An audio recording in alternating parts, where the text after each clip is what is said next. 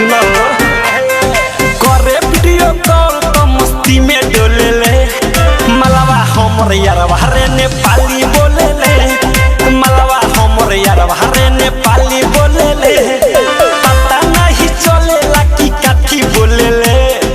पता नहीं चलेला कि काठी बोले ले मलवा हमर यारवा रे नेपाली बोले ले मलवा हमर यारवा रे नेपाली बोले ले नेपाली बोले ले मलवा हमर यारवा रे नेपाली बोले ले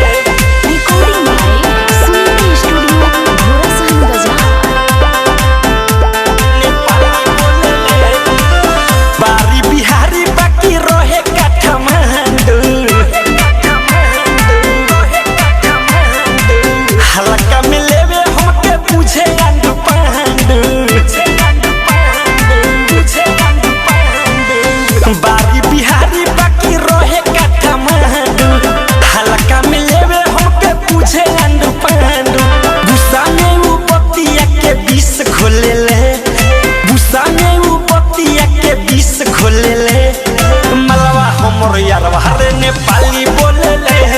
मलवा हमर यारवा रे नेपाली बोले ले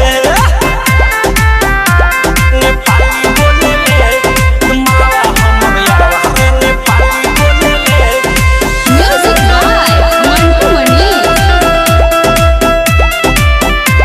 नेपाली बोले ले बोले नेपाली पूछे रोजो हालो चाल रे कितना ले कहीं दिया बड़ी डेंजर माल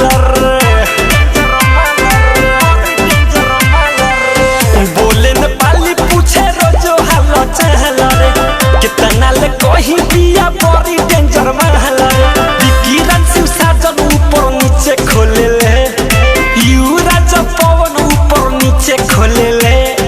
मलवा हमर यारवा रे नेपाली बोले ले मलवा हमर यारवा रे नेपाली बोले ले